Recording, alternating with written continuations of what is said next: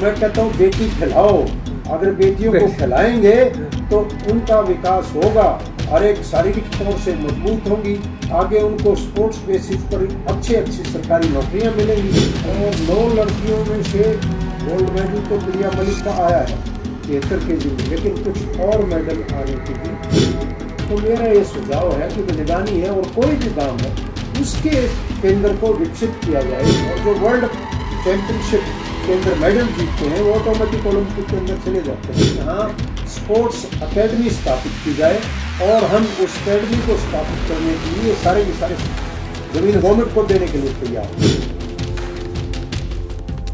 नमस्कार दोस्तों, मैं सुखबीर सिंह हुड्डा, आपका दोस्त होस्ट, फिर आपको एक ऐसी नई शख्सियत के साथ जो महेंद्र सिंह मलिक, फॉर्मर डीजीपी, और जिन्होंने बहुत सारे अपने फील्ड के अंदर ऐसे नए कीर्तिमान स्थापित किए हैं, और वो आज के टाइम रिटायर होने के बाद 2 संस्थाएं चला रहे हैं, चौधरी भरत सिंह मेमोरियल स्कूल और भाई सुरेंद्र सिंह मेमोरियल स्कूल, जो अपने आप में हरियाणा में उनका एक बहुत बड़ा नाम है, और उनको नो प्रॉफिट नो लॉस पे चला रहे हैं वो। और ये इतना भलाई का काम है कि इसके लिए शब्द हमारे पास कम है। अब एक बहुत बड़ी खुशी की बात है, बच्ची है प्रिया मलिक, जो यूक्रेन के अंदर वर्ल्ड चैंपियनशिप हो रही है, उसने यूक्रेन की खिलाड़ी को 10-0 से हरा के गोल्ड मेडल जीता है। तो आइए उसके संस्था के जो चेयरमैन हैं, संरक्षक हैं डॉक्टर महेंद्र सिंह मलिक जी से, उनसे मैं बात करते हैं कि उन्होंने कैसे मेहनत कराते हैं और इसके पीछे उनकी मोटिवेशन करते हैं, उनके पीछे क्या राज है। उनको सर पहले बहुत बहुत बधाई स्कूल ने, आज जिसके आप संरक्षक हैं, जिसकी आपने एक पौधा लगाया था, आज वो इतना बड़ा पौधा होके मेडल लेके आ रहे हैं। सर कैसा फील करते हैं सर? सर्वप्रथम मैं HNT न्यूज़ का धन्यवाद करता हूं कि वो अपने चैनल के माध्यम से खेलों के विकास के लिए पूर्ण तौर से सक्रिय है और स्कूल की तमाम स्पोर्ट्स एक्टिविटीज़ को बड़े भली भांति कवर करते हैं। अभी सर्वप्रथम मैं आप सभी की तरफ से प्रिया मलिक, जो निडानी छोटे से गांव की रहने वाली है, भाई Surendra Singh Malik memorial senior secondary school की छात्रा भी है।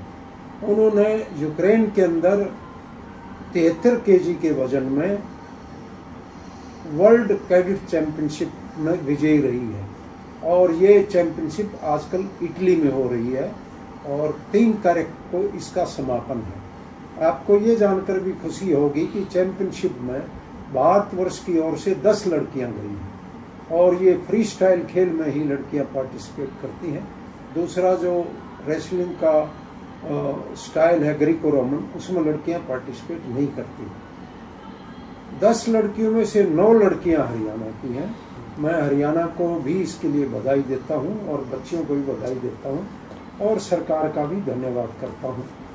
और 9 लड़कियों में से गोल्ड मेडल तो प्रिया मलिक का आया है 73 केजी में, लेकिन कुछ और मेडल आने की भी उम्मीद।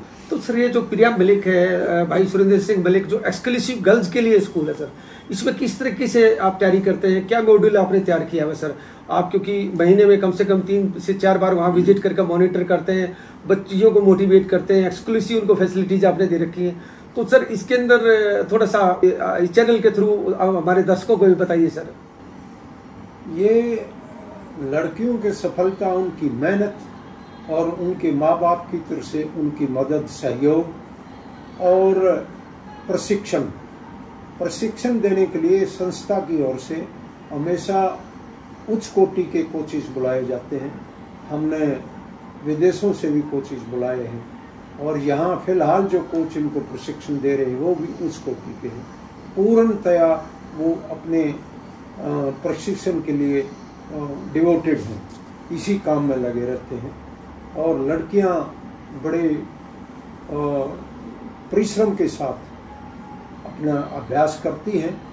और यहाँ पर जो सुविधाएं हैं वो सभी अंतर्राष्ट्रीय स्तर हैं, और जैसे मैट है, सिंथेटिक मैट, उसी के ऊपर पिछले 29 साल से ये स्कूल स्थापित किया गया था।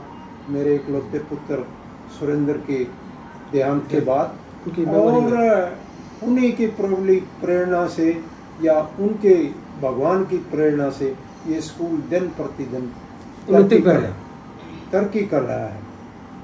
लेकिन सरकार की तरफ से इस तरफ तवज्जो कम दी जा रही है। हमने हर एक प्रयास किए हैं, स्पोर्ट्स कंपटीशन भी किए हैं, सरकार की तरफ से मिनिस्टर्स को भी बुलाया गया है, और even sports authority of India की तरफ से ये अखाड़ा स्थापित किया गया था 1988 में। 1988 में आज तक स्पोर्ट्स अथॉरिटी ऑफ इंडिया की तरफ से ना तो सिर्फ एक कोच वहाँ पर है, लेकिन ना तो कोई सुविधा प्रदान की गई, ना कोई जिम प्रदान किया गया। अभी दोबारा director general sports authority of India को मैंने पत्र लिखा है, रीजनल डायरेक्टर को भी लिखा है। उन्होंने वायदा किया है कि हम शीघ्र ही ये सिंथेटिक मैट्स और दूसरी जो रेसलिंग के लिए जिम और कोई भी सुविधा चाहिए हम भिजवाएंगे। उम्मीद है कि वो भेजेंगे। इसी प्रकार मैंने हरियाणा सरकार से गुहार लगाई थी पिछले साल ही कि उस टाइम पर अंशु मलिक का मेडल आया था। अंशु मलिक का, हाँ, तो उस टाइम पर मैंने कहा कि यहाँ पर खेलो इंडिया का सेंटर स्थापित किया जाए, क्योंकि खेलों की जो जन्मभूमि है, नर्सरी है सर, नर्सरी है, वो ग्रामीण खेलों से होती है। अब हरियाणा सरकार ने खेलो इंडिया का 5वां कंपटीशन यहाँ पंचकुला में कराया, पंचकुला में आयोजित, अच्छी बात। लेकिन पहले सरकार से मैं पूछना चाहता हूँ कि पंचकुला के कोई खिलाफ नहीं है, लेकिन अर्बनाइज्ड शहर है, यहाँ कोई ज्यादा खिलाड़ी इंटरेस्ट नहीं लेते।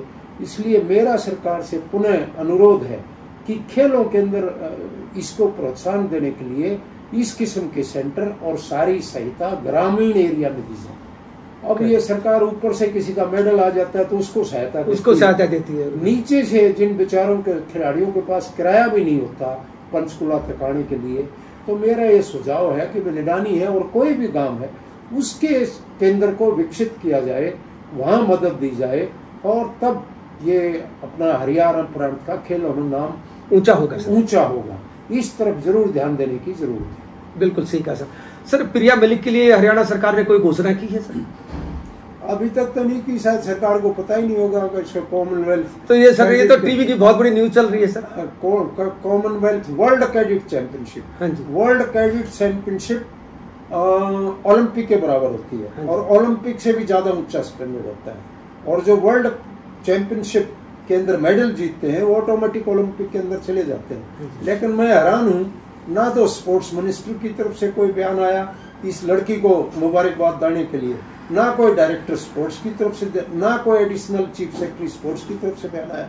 मुख्यमंत्री जी को तो पता ही नहीं होगा।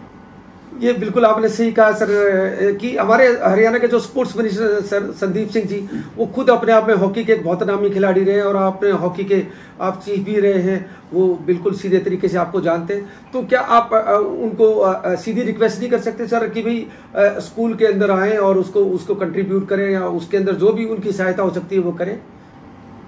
मैंने उनको बहुत सी चिट्ठियाँ लिखी हैं कि यहाँ खेल नर्सरी स्थापित की जाए कुछ और स्पोर्ट्स की, और यहाँ पर ये खेलो इंडिया सेंटर, लेकिन उनकी तरफ से कोई जवाब ही नहीं होता। मुझे तो लगता है स्पोर्ट्स मिनिस्ट्री की कोई रुचि ही नहीं है खेलों में।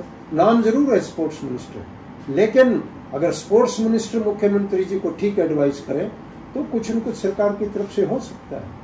और मैंने तो ये भी कहा था कि यहाँ खिलाड़ियों के स्तर को देखते हुए, क्योंकि छोटे से गाँव में एक छोटे से स्कूल में जिसकी संख्या 250 है, उसमें से 100 से ऊपर अंतर्राष्ट्रीय खिलाड़ी हैं, और मैंने तो कहा था कि यहाँ स्पोर्ट्स एकेडमी स्थापित की जाए, और हम उस एकेडमी को स्थापित करने के लिए सारे के सारे जमीन गवर्नमेंट को देने के लिए तैयार है। हमारा केवल इंटरेस्ट है कि गाँव के बच्चों का खेल के अंदर विकास हो और वो आगे बढ़े। और दूसरी बात, हरियाणा सरकार की, भारत सरकार की एक पॉलिसी है बेटी बचाओ बेटी पढ़ाओ, और मैं कहता हूँ बेटी खिलाओ।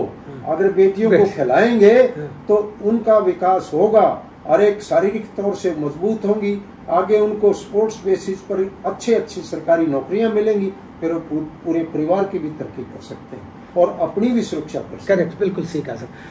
सर मुझे लग रहा है कि भाई सरकार अच्छे तरीके से या लेटर्स को इग्नोर कर पा रही है, या उनके पास समय का अभाव है, या इतनी समझ नहीं है, क्योंकि हमारे स्पोर्ट्स मिनिस्टर भी नए हैं, वो एक खिलाड़ी थे, अभी समझने में दिक्कत लग रही है। तो सर अभी सरकार से क्या उम्मीद करते हैं सर हम, क्योंकि देखिए काफ़ी इतना समय निकल गया है, सरकार को 7-8 साल हो गए, अभी तक नहीं सरकार कुछ मदद कर पाई। अब क्या उम्मीद है सरकार से? 2 साल पहले एक स्पोर्ट्स फंक्शन हमने वहाँ रखा था। मैंने माननीय मुख्यमंत्री जी को वहाँ निमंत्रण दिया था, उन्होंने वायदा भी किया था। उसके तुरंत बाद पंजाब के इलेक्शन डिक्लेयर हो गए और वो नहीं आ पाए, वो दूसरी बात है। और उन्होंने एक मंत्री और अपने मेंबर पार्लियामेंट को भी वहाँ भेजा था। उनकी तरफ से जो अनुदान दे सकते थे वो दे के चले गए, मैं उनका धन्यवाद करता हूँ। लेकिन हमारा मेन मुद्दा है कि वहाँ रूरल स्पोर्ट्स एकेडमी खुले, ना केवल रूरल एरिया की तरक्की होगी बल्कि वहाँ की लड़के और लड़कियाँ आगे जाके विदेश में अंतर्राष्ट्रीय ओलंपिक्स में भी भारत का नाम रोशन करेंगे। तो ये तुरंत आवश्यकता है कि वहाँ खेल एकेडमी स्थापित की जाए, क्योंकि इसके लिए आपके पास रॉ मटेरियल अवेलेबल है, टैलेंट अवेलेबल है और पूरा अंतर्राष्ट्रीय स्तर की सुविधाएं अवेलेबल हैं। कोई सरकार को इसके ऊपर ज़्यादा खर्च नहीं करना पड़ेगा। वहाँ 22 एकड़ के करीब ज़मीन है, इंटरनेशनल स्टैंडर्ड का स्विमिंग पूल है और मल्टीपर्पज हॉल है 2, एक लड़कियों के एक लड़कों के लिए। तो इस तरफ सरकार को देना चाहिए। और वैसे भी अब 2 साल कोविड का समय निकला, कोविड का, तो स्कूल की आर्थिक व्यवस्था बहुत ही नाजुक हो गई है। मैं तो अनुरोध करता हूँ दूसरे भाइयों से भी जो खेल प्रेमी हैं कि आगे बढ़कर आएं और ये लड़कियों के स्कूल में दिल खोल के अनुदान दें, ताकि वो सभी की बेटियां हैं वो खेलों में आगे आएं, भारत का नाम रोशन करें, प्रांत का नाम रोशन करें। Thank you so much sir. DGP Mahendra Singh Malik साहब, बिल्कुल जरूर इस एचएनटी के माध्यम से हम भी विनती करते हैं और इसके अंदर मुझे आशा है कि सरकार भी इसको सीरियसली लेगी और बहुत सारे डोनर और खेल प्रेमी इसमें आगे आएंगे। Thank you so much sir. बहुत बहुत धन्यवाद सुखबीर सिंह हुड्डा जी, आप हमेशा खेलों के विकास के लिए अग्रिम रहते हैं और मैं आशा करता हूं कि आप भविष्य में भी इस तरह के स्पोर्ट्स आयोजन के लिए अपना सहयोग देते रहेंगे।